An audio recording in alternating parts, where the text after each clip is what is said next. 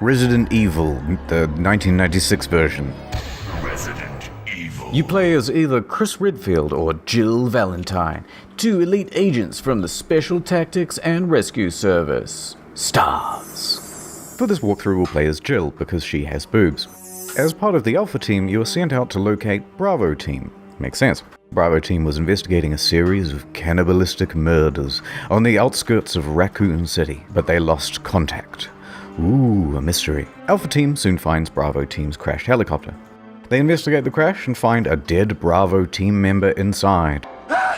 Alpha Team is suddenly attacked by mutated dogs, and one of the team is killed in the attack. Joseph! They then see a helicopter fly overhead.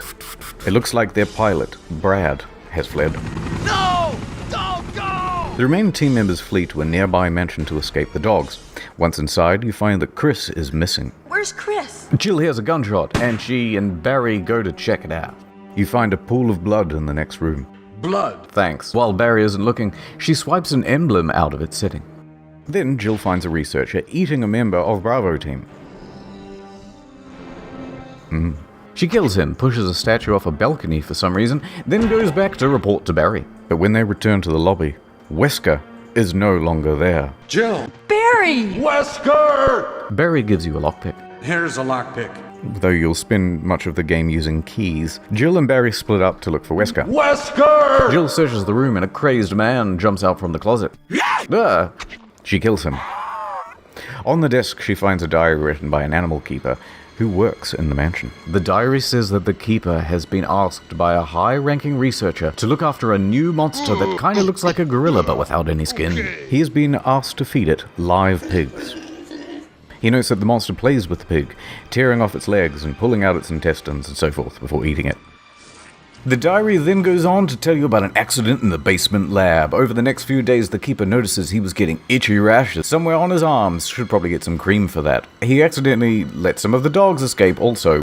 He hears a rumor that a researcher has been shot for trying to escape the mansion grounds. What the hell? His arms start swelling and a piece of rotting flesh falls off. That confirms it. The cream definitely isn't working.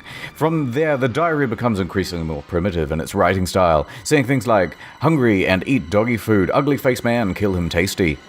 Jill continues through the house. She pushes a bookcase to the side and behind it finds some musical notes. She sets them to the piano, Moonlight Sonata, bing bong bong bing, door open. Through the door is a statue with a golden emblem. You take the golden emblem back to the room with the pool of the blood that Barry you found earlier. There, broken on the floor, is the statue you pushed off the balcony before. Thanks for breaking that, no problem. Among the shards, blue jewel. Collect the jewel. Next, Jill stumbles into the tiger statue's place. It's puzzles, don't worry about that. She enters the room and suddenly the ceiling starts to drop down to crush her. She's trapped. Oh no! It's like that scene from that movie. She has Barry on the other side. Kicks it down, saving her. You were almost a Jill sandwich. You're right. Barry takes off on his own again so that they can both look for Chris. Goodbye, Barry. Wesker! But after exploring, Jill runs into him again. Oh, hi, Barry. Barry! Jill. He asks her if she's found any clues. Any clues? No. She neglects to mention any of the clues, or that she found a diary about the author morphing into a cannibalistic monster. Instead, she says, Something's wrong with this house. Well, duh. Jill then finds another dead member of Bravo. Forrest, oh no, not Forrest, who's been pecked to death by a murder of crows. In a small outdoor area, she finds a strange moving plant living in a water fountain. She can't get past it, so she adds chemicals to the water. Plant dead, yay! With the plant dead, she's able to move past it and grab the mansion key, which allows her to explore a new section of the house. She finds a will for Martin Crackhorn, an infected researcher. It's not really a will, it's more of a suicide note. It mentions that the accident in the lab and the virus has escaped. Oh no! Is that the T-virus? Is there any other kind? Martin says that all his colleagues have become infected by the virus and are now the living dead. Oh no. Not that. He is also infected and has chosen to end his life before he becomes one of them. Jill then stumbles upon an injured member of Bravo Team, Richard. Richard! Who? What happened? He says that he has been bitten by a huge poisonous snake and someone will have to suck out the poison. No, he says that there's a serum and you need to get it. Yay, let's save him. Oh no, I should have brought some with me. Oh, boo. So she runs off to grab the serum from another part of the house and comes back. But when she gets there, he gives her a radio and dies before she can inject the serum. What was the point of that?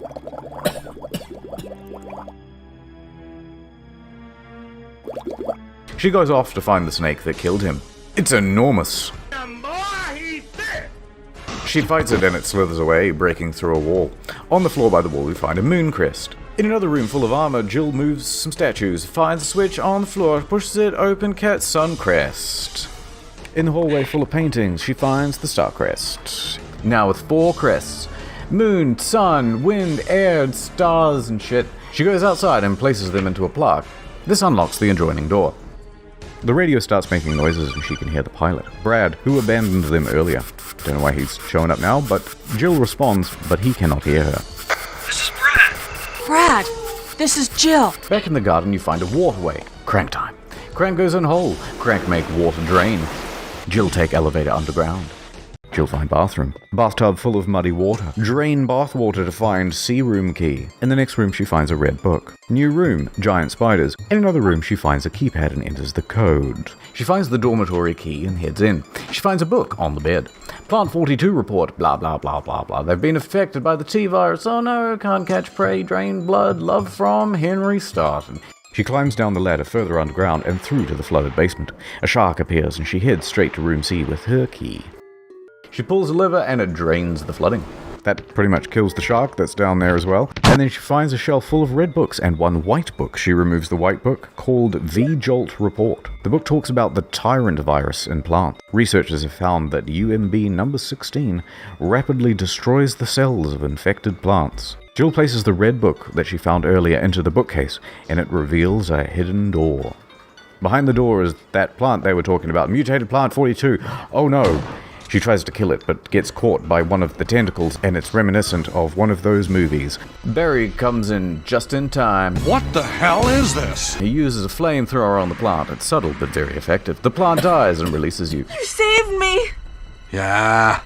Jill and Barry immediately split up again for no reason, especially considering how much danger there is in this place. Oh, Wesker, there you are. Wesker. Jill confronts him about disappearing from the main hall. He says that he was set upon by monsters and couldn't stay, although we never saw that. Okay, cool. He tells Jill that their first priority is to get out of the mansion. Jill, our first priority is to get out of here. Yes. There are several locked doors and he's been looking for clues to open them. Jill offers to look at the clues. Then they split up. Wesker, where are you going? Wesker. Jill hears the radio again. Brad says he knows he won't be able to hear their answer, but to give him some sort of sign. This is Jill. Jill replies, but he's just said he can't hear her, so there's no point. She goes back up to the garden and through the main mansion. The screen then cuts to first person of a monster which is running towards Jill. Oh no! But she kills it. Through the next door, Jill finds Doom Book number 1. There is a gold eagle medal in the book, so she takes it. Why not? There's no one around. Continuing to search the mansion, Jill finds some orders on a coffee table. The orders say that X Day is approaching and that the following steps must be completed. Step 1, lure the members of STARS into the lab and have them fight the bioorganic weapons to obtain data. Oh my god. This whole thing has been a setup. What a twist. No, shut up, there's more. Step 2, collect 2 embryos for each species of the bioorganic weapon. Step 3, destroy Arkley Lab, including all researchers and animals, and make sure it looks like an accident. The orders were written by White Umbrella, whoever that is. A cover-up. Those bastards. Moving on. Jill uses the mansion key to open the locked red door. Inside the room is a fireplace. Upon inspection of the fireplace, a hole opens up. Through it comes a giant python, not that kind. Jill kills the snake. During the fight, a hole opens up in the floor, whole time. It's too dark to see anything down there. Barry comes in. Oh, hey again. Have you found anything interesting? He doesn't say nothing about the giant snake that's just lying there on the floor. Just ignore that. He lowers Jill into the hole with a rope, but drops it. Thanks. He goes to find another rope, and Jill climbs back up. Yay. I didn't know that was going to happen. Sorry. Barry leaves without saying a word. Barry, wait. And Jill goes back down the rope alone. She finds a hidden ladder and descends it. Then she looks out the window and sees a helicopter pad. She thinks she might be able to contact the Alpha members from there. No betas, please. She finds a scrapbook full of newspaper clippings, reporting on the recent cannibalistic attacks in the surrounding areas. She returns to the original house, back out to the garden and down the ladder. In the lower levels, the hole, she finds Barry again. Hey, Barry! Seems like she could have saved herself a lot of time if she just stuck with him, since he's already found a way down. But anyway, Barry says he hears a voice, and that he and Jill should go and investigate. Jill goes first. Jill? She forges ahead and hears Enrico's voice. Ooh? Enrico says for her to wait where she is and asks if she's with anyone. She says yes, and Barry appears behind her. Shinderu. Enrico tells them that the stars are doomed and that someone has betrayed them. It's a mole. It's a double cross. It's a big old twist. Anyway, everything was plotted from the start by Umbrella. Oh, I hate those guys. Enrico is then shot dead. Oh god, no, not Enrico. Jill finds another crank in the hallway. Crank time. She finds a hole for it. Hole time. The room spins as she works the crank. Through the door, she releases a boulder, Indiana Jones style. The boulder smashes through the wall and Jill follows through the hole. She finds Doom Book 2, and inside is a silver wolf medal. Geralt's not around, why not? Piss. Heading up to a different section of the garden, Jill finds a fountain with a picture of an eagle and a wolf on it. Places the things in the fountain and the door, puzzles. She goes into the bunker. She finds another letter from a researcher. The researcher has tested positive for COVID-19 and will soon become one of the living dead. The letter gives someone named Ada instructions on how to overwrite the security and escape the mansion. Oh yeah. All the locks can be opened through the security system.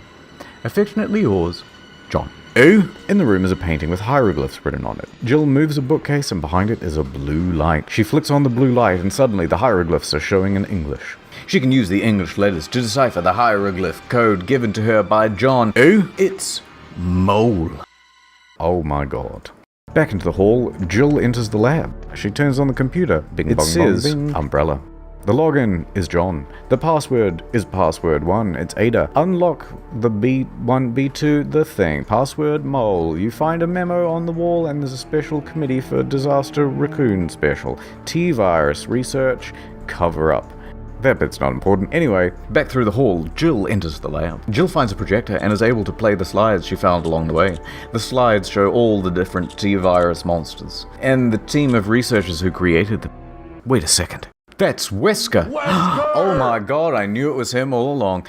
She finds the passcode and puts it through the codes that she's been collecting codes. Through the door, she finds Chris locked in the cell. Hi, Chris. Hey. Damn it, we're in quite a predicament, Jill. I know, Chris. She tells him to wait there, not sure where else he would wait because he's locked in a cell, stupid. I'll be waiting here for you. Bye, Chris. She goes up to this door when Barry approaches her. Jill, you're here too. Yes, you're here too? I was here too. They go down the elevator and run to Wesker. Wesker? Wesker! You did a fine job, Barry. Barry pulls a gun on Jill. It's a double cross. Just as I thought. Wesker explains that Barry's family will be in danger if he just doesn't do exactly what Wesker says. Man, that Wesker guy is the worst. You are so cruel. And then Barry leaves. Bye, Barry. Wesker explains that the stars have been poking around, and it was a problem for Umbrella. They don't want media attention around the accident that took place in the lab, so instead of destroying all the evidence, Wesker plans to burn down the entire lab, but not before having the stars in there? Okay. Turns out that Wesker has his own plans for Umbrella's bioweapons. More twists. Wesker also confesses that Umbrella has nothing to do with blackmailing Barry. That was his own doing. Initiative. I like that. Wesker is about to show Jill the tyrant, when Barry just phases in from nowhere and knocks out Wesker. Barry has been eavesdropping, and now he knows that Umbrella won't come after him and his family, so he turned on Wesker. Barry and Jill agree that they should look at what Tyrant is. Let's look. Okay. Tyrant is not completely developed, but appears to be some sort of human super bioweapon thing. They cannot let it live. They drain the tank and it's kept in for some reason, and that wakes it up and breaks it free. Why didn't you just burn it down? Alright. Barry is knocked out and Jill has to kill it alone. I'm really embarrassed. When they leave the lab, they find that Wesker is gone. Wesker! Suddenly, an alarm sounds. They think that Wesker must be about to burn the place down, with them inside of it. Oh no. They go back up the elevator together, and Barry leaves without saying a word. Bye, Barry. Jill goes and releases Chris from his cell. Not sure how she manages it, because she doesn't have a key. It's just open. I guess she's the master of unlocking, but she didn't unlock anything either. It was unlocked the whole time. Chris has just been hanging out in the cell for hours. Nice one, Chris. They exchange some meaningless dialogue and leave. They climb a ladder and are back with Barry. They hear Brad over the radio. He says he's running out of fuel, which I guess means that he's been doing circles in the helicopter the whole time. A voice comes over the PA system. There is 3 minutes until explosion. They're about to jump into the elevator to freedom when it looks like a monster or something is coming right at them from behind. Oh no, you must be kidding! Instead of just quickly jumping into the elevator, Chris says, Ladies first. and he and Barry stay behind. Give me a chance to play nice guy.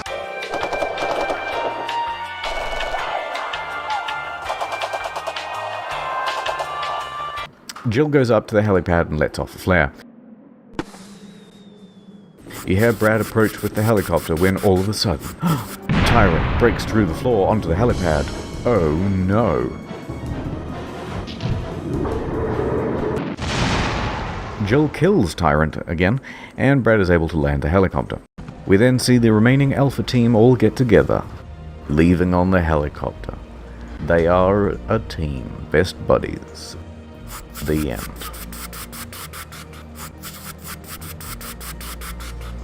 Is that good?